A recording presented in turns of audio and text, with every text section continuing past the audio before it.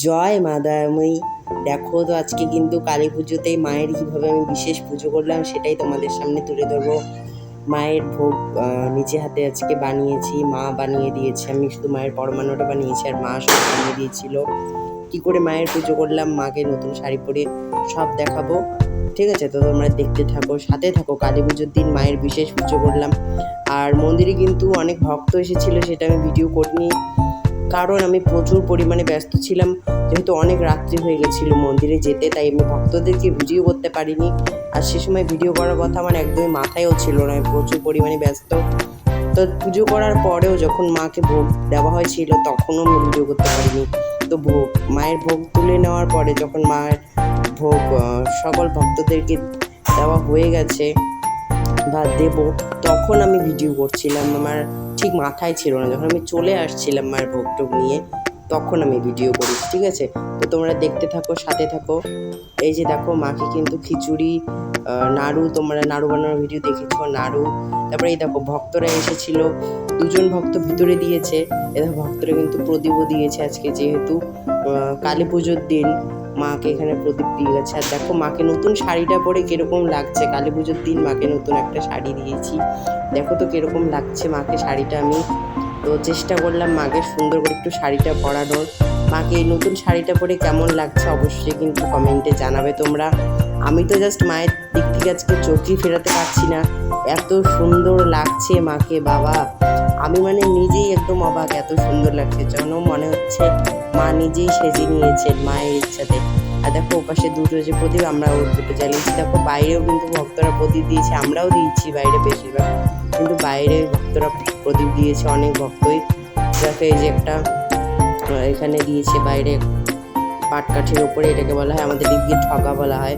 তো দেখো পীর বাবার এখানে ভোগ দিয়েছি আর ভক্তরাও দিয়েছে, পীর বাবার এখানে পুজো দিয়েছে। তো পীর বাবার এখানে ভোগ দর্শন করো তোমরা, আমি মায়ের ওখানে ভোগটা দর্শন করাতে পারিনি। ভক্তরা এখানে পীর বাবার এখানে বেশিরভাগ সবাই মোমবাতি দেয়, নিভে গিয়েছে, যে প্রদীপ দিয়েছে একজন, তারপরে বাতাসা দিয়েছে, কেউ প্রসাদ আবার তুলে নিয়েও চলে গেছে। দেখো অনেকেই কিন্তু ভক্ত এসেছিলো কালী পুজোর দিন, প্রচুর পরিমাণে এখানে ভক্ত টক্ত আসে। তো আমি বললাম না, জাস্ট এত ব্যস্ত যে ভিডিও করার মতোই সময় পাইনি। তোমরা মায়ের এই পুজোর দিন কী বলবো, জাগ্রত স্থানে আসলে বুঝতে পারবে মায়ের কতটা শক্তি। তো এত সুন্দর লাগছে আজকে চারিদিকে প্রদীপের আলো।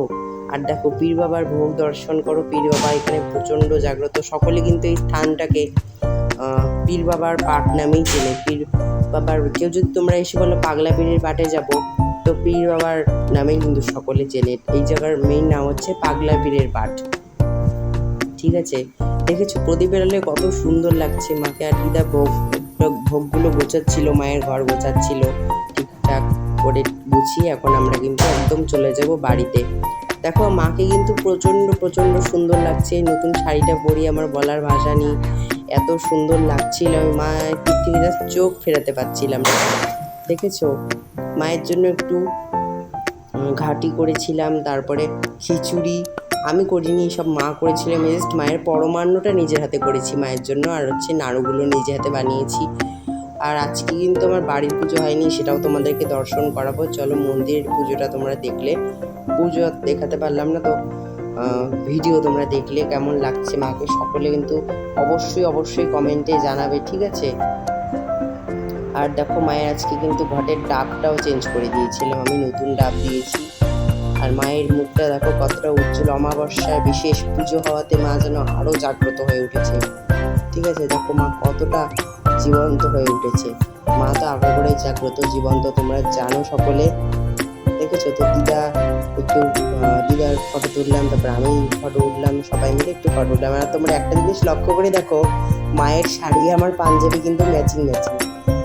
তো দেখো এবারে কিন্তু বাড়ির পুজো কমপ্লিট করে আমি ভিডিওটা তোমাদেরকে দেখাচ্ছি। ঠিক আছে, তো দেখো বাড়ির এখানে শিবধামের আবার এখানে মোমবাতি দিয়েছি। বাড়িতে আমার পুজো কমপ্লিট হতে কিন্তু একদম ভোর হয়ে গেছে, রাত্রি পার হয়ে গেছে, সারা রাত্রি বাড়ির পুজো করেছি। বাড়ি আসতে আমার মন্দির থেকে বেজে গেছিলো রাত্রি 10টা 11টা, সাড়ে 11টা 12টার দিকে বাড়ি এসেছি। ঠিক আছে, তো বাড়িতে পুজো শুরু করতে আমার 1:30 2টো, তো পুজো শেষ হয়েছে কিন্তু একদম ভোর রাত্রে, আমি ভোরবেলা পুজো শেষ করেছি। তো বাড়িতে তোমরা মায়ের ভোগ দর্শন করো, একটা থালার মধ্যে সব সাজিয়ে দিয়েছি, কত সুন্দর মাকে এখানেও আমি নতুন বস্ত্র দিয়েছি। প্রতি বছর কালী পুজোর সময় আমি মাকে একটা নতুন বস্ত্র পরিয়েই থাকি, ঠিক আছে। সুন্দর করে মাকে একটা নতুন জামা পরিয়ে দিয়েছি। আর দেখো তো মাকে কত সুন্দর লাগছে প্রদীপের আলোয়। তোমাদেরকে একটু দর্শন করাই মাকে প্রদীপের আলোতে, মা তারাকে, আমার দয়াময়ী মাকে।